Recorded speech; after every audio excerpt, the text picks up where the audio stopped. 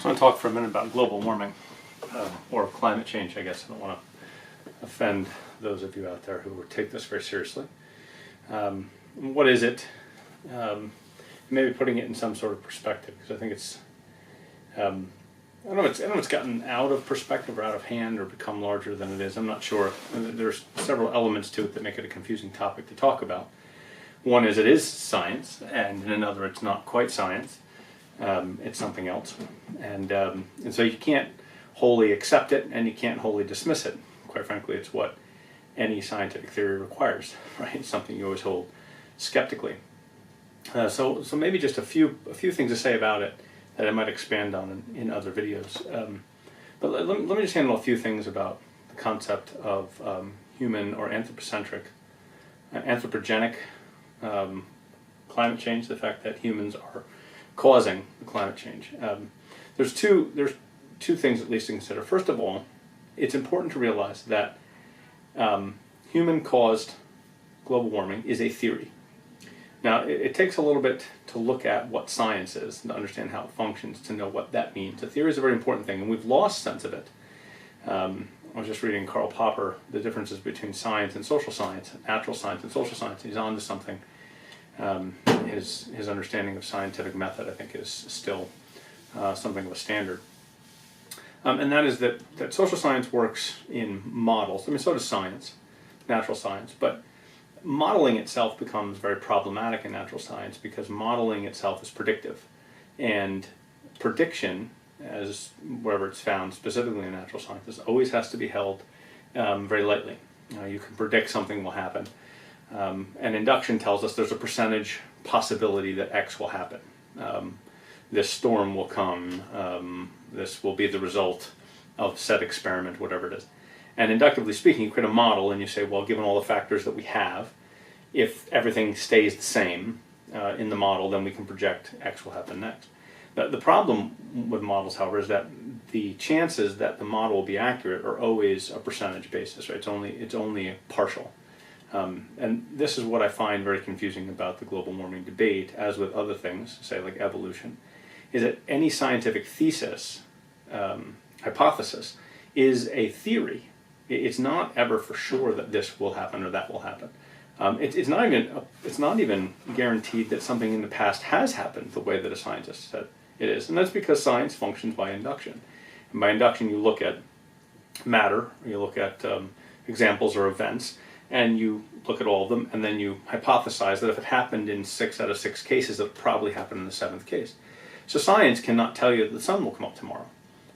That's something science can say the probability of the sun coming up is extremely high, but it can't say that the sun actually will come up tomorrow.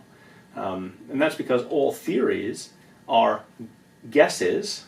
I don't want to use a wrong term here, but it is a guess. It's usually a very well-informed guess as to what will happen next. And so a theory can't tell you exactly what's going to happen. A theory can only say, based on what we've looked at so far, we think there's a good chance that Y will happen as a result. And climate change is no different than that. It's a theory. It's not a scientific fact. Facts are no longer science. I mean, they're the tools that scientists use to arrive at a theory. But once something's become fact, it now belongs to a different category of things. It belongs to the facts that you use then to prove the next theory. But it's no longer science in a sense. Science is this active effort of putting together theories about what happens. And as a result, and because it's about causality, this leads to that result. That's what science is always trying to say. Causality, because causality is never fully understood, always has to be a guess.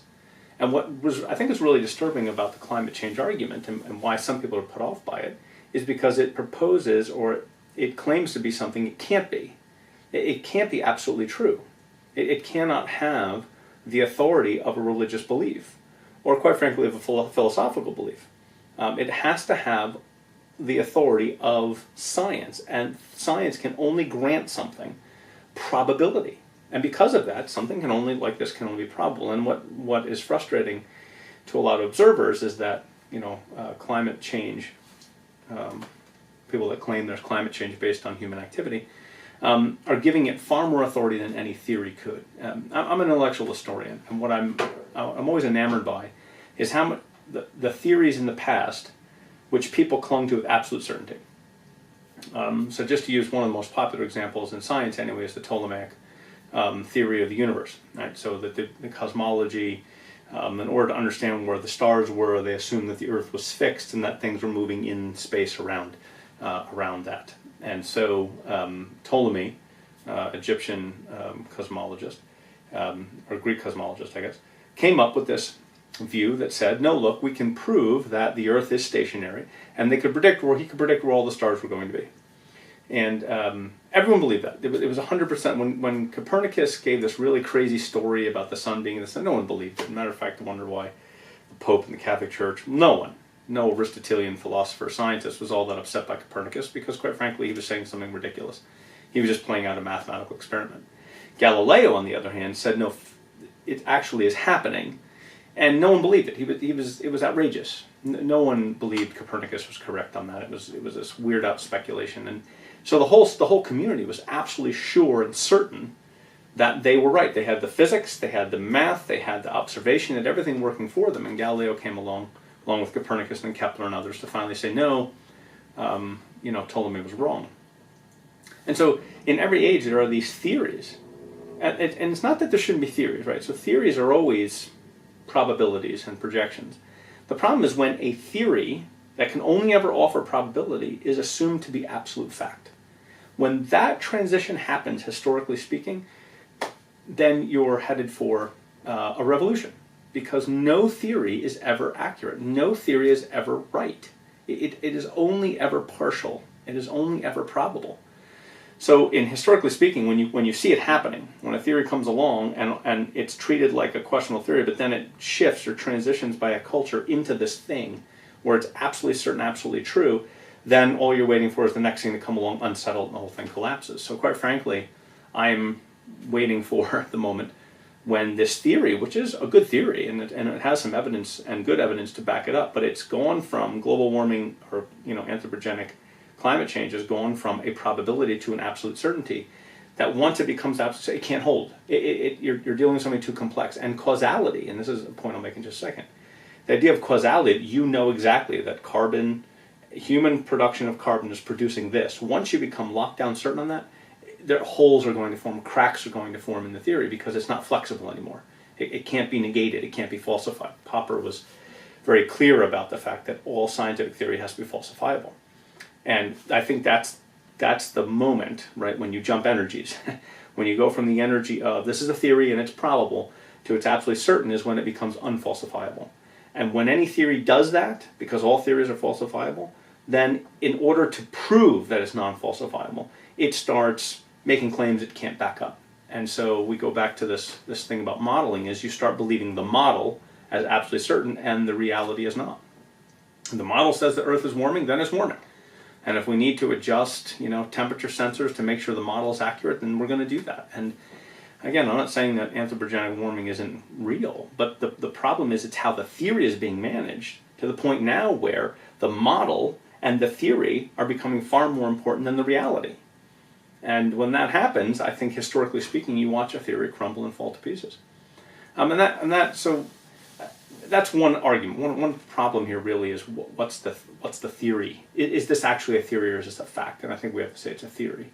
And if it's a theory, then we know that it's going to miss, because we don't understand causality. And this goes to my other point. The causal relationship we're looking at is whether carbon dioxide is a trigger for warming. We know that water vapor is 95% of the warming, but whether water vapor sort of stabilizes if you add carbon dioxide, then the warming effect becomes unnatural. So there's a natural warming effect happening to water vapor. You get too much carbon dioxide, and then it spills over to become unnatural. Now the warming accelerates faster than normal water vapor would cause. It's a great theory, and again, I'm not doubting the theory, but whether that's actually what's happening is really hard to say. And the amount of forces playing into two things, playing into the warming itself and playing into how we collect the data for whether the Earth is warming, which is this thing called the global average, which I'm not even sure you can have. I understand there's scientific reasons for it, but what is a global average? At 6 feet, 5 meters, 10 meters above the ground? Do you have to take every square inch of the Earth, or only a few places where we can measure it? I'm not sure. Even the idea of a global average seems odd to me, because that means that some places are getting cooler while more areas are getting hotter. So does a global average, by the way, we're talking about from the 1880s to now, of 0.8 degrees Celsius, does that 0.8 degrees affect the whole globe, or just some small areas of the globe? The idea of it being a universal temperature increase seems to infer that it's been 0.8 degrees everywhere, but that's not how averages work. Anyway, so there's all sorts of questions there too. The one that catches me, and again, this comes to the point of theories, that theories are understandings of causality. This causes that. Is whether the relationship between carbon dioxide increases in temperature, historically speaking, correlate in what way is unclear. Yes, they correlate. Yes, carbon dioxide increase in temperature, according to all of our best evidences, it seems to be, do correlate. But whether one causes the other, really you can't say. And you can look back in time and say, well, the temperatures were high in the carbon dioxide, so that's true. But how do you know precisely whether the one led the other? What if warming led to further increase in carbon dioxide? Now you can say since 1900 or since 1920, whatever year you're going to peg there, you can say because we know for sure that the carbon dioxide parts per million increased, and there was a temperature increase. Now the temperature flattened out in the 1970s, between the 40s and 70s, just when industrialization was really ramping up. So you had a dramatic increase in carbon dioxide, but then you had a flattening of temperatures. So how do you know one causes the other? It's not that they don't correlate, that's for sure.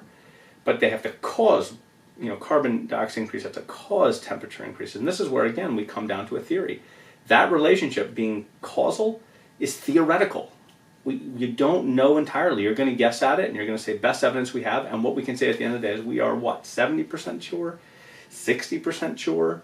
That, in fact, carbon dioxide leads directly to the rise in temperature. That causal relationship for me is where this whole thing becomes a theory and not fact. It can't be. All causality is at best a guess. But the scientific community, or big parts of it, and for whatever reason, has decided to claim that anthropogenic warming is a fact. That's 100%. There was a scientist I was listening to, a Nobel laureate in physics, said, we don't even know the weight of the proton. We're not willing to say for sure. That we don't know.